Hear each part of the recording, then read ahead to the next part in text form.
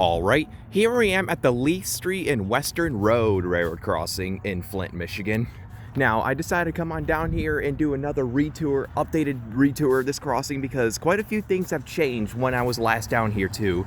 Although I haven't really caught this in action on my channel yet, and I say on my channel because I actually used to visit my dad's house every now and then down there and actually catch trains at this crossing back in 2013, but before I started my YouTube channel. But sadly I lost a memory card, but if I find it I'll probably upload those videos to here. But other than that, I haven't really caught this crossing in action on my channel, but ever since I've been driving around here a lot, there has been some changes made to this crossing, and needless to say, there isn't a whole lot of originality left in it too, which is kind of unfortunate, but that's what I'm here for. Let's go ahead and check out what has changed for this crossing for y'all. So this crossing is an intersection crossing owned by the CSX and LSRC Saginaw subdivision, and I just did an updated tour on the Richfield Road crossing, if you guys haven't seen that video yet, because quite a lot of things have changed at that crossing, but not a lot has changed to this one, but some, but not a lot, I would have to say. But yeah, I guess with all that said, let's go ahead and get on with the tour. So for the first signal, this has a WRS base,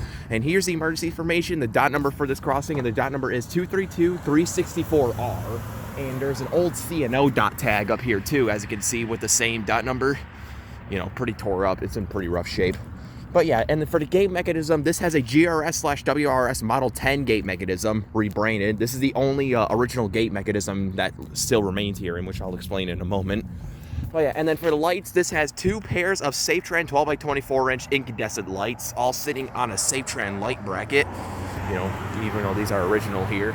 Yep. And then for the bell, this has a General Signals Type 1.5 electronic bell, which is pretty cool to say the least. I can tell by the color and also how tall it is.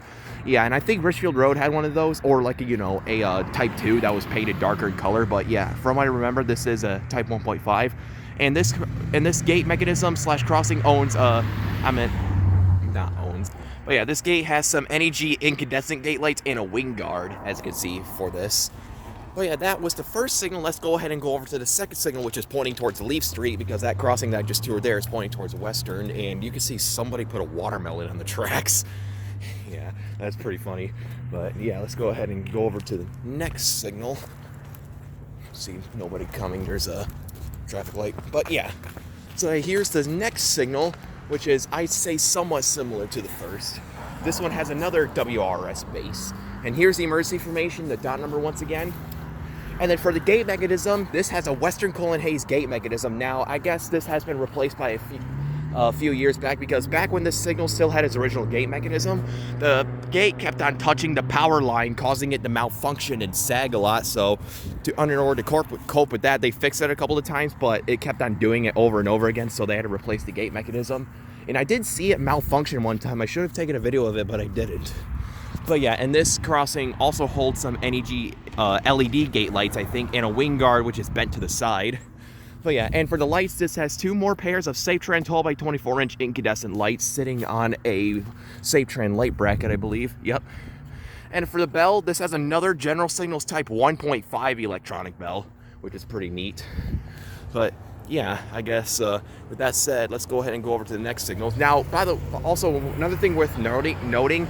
Back into 2013, when my dad was still living on Thumb and I was catching trains here, there used to be a General Signals Type 1 electronic bell, which I think it was on that signal, but it got replaced.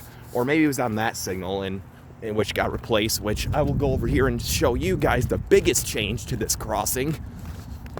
But yeah, here is the third signal, which is not similar to the first. This is the mass signal that has been tore out and, installed newly here back a couple years ago, spoiler alert. So here's the next signal. This has a Western Hayes base, type 2149A to be exact. And here's the emergency information, the dot number once again. But yeah, and for the gate mechanism, this has another Western Hayes gate mechanism, replacing another GRS and WRS rebranded Model 10 in the past. And for the lights on this one, this has two pairs of Western Hayes 12x24-inch second generation LEDs. Not the GE uniform ones, but these are the dotted ones, unlike what Richfield Road has. And this one has these are sitting on a Western Hayes light bracket, also with NEG LED gate lights and a wing guard. But yeah. And for the bell, this has a Western Hayes Type 4 electronic bell, I believe. Yeah, once again, which is brand new here.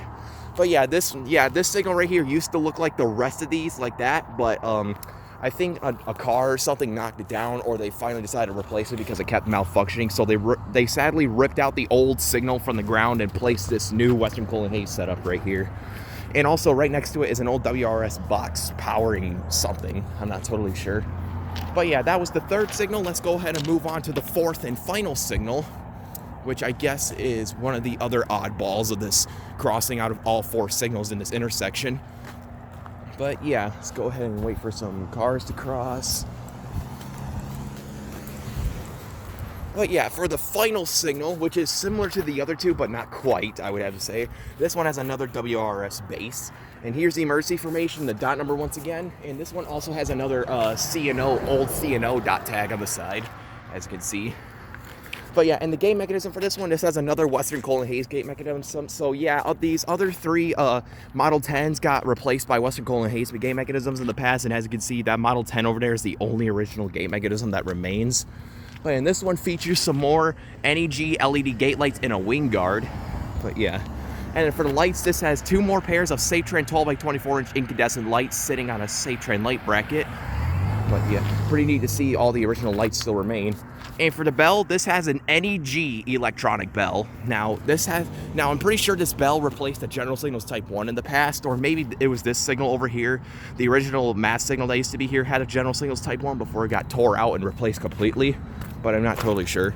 And also one thing worth mentioning, back up until 2011, this intersection used to have another traffic light post here. As you can see, this is where it used to sit with the bare wires and stuff, and it was a cool one too. It was like an arch and it was painted yellow, but the thing is they removed it because it was pointing towards irrelevant directions. Like, it was pointing towards directions that were completely useless, so they took it out and installed these other traffic lights here to cope with it.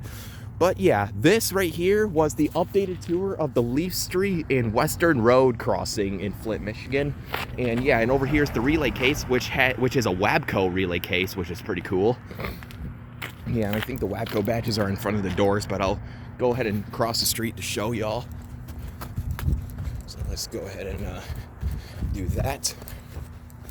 I'm gonna move swiftly around here. So yep, here's the WABCO relay case, and you can see here the power surge next to it due to the power station. Also, back in the fall of this year, they actually did replace the crossing grade. Like, they put some brand new asphalt down. That's probably the reason why I didn't retour this crossing earlier, is because they were doing construction over here. But yeah, here's the new crossing boards. So that's that for you. Let's go ahead and take a look at the track view of this crossing. Down there is heading right towards Richfield Road. You can kind of see the signals down there, and also eventually towards the CSX McGrew and Coldwater Yard. Jeez, I'm out of breath. Sorry. And you can see some wires right there for this track view. And down there is heading towards Davison Road, Robert T. Longway Boulevard, and also the junction where the CN Flint sub and the CSX Saginaw sub interchanges, and also eventually towards the Kersley Diamond towards East Court Street. But yeah, that's that for you. So this was my updated tour of the Lieth Street and Western Road railroad crossing in Flint, Michigan. Kind of a shame to see all them gate mechanisms get replaced, and also that Type 1 being ripped out. But yeah, I guess with all that said, over and out.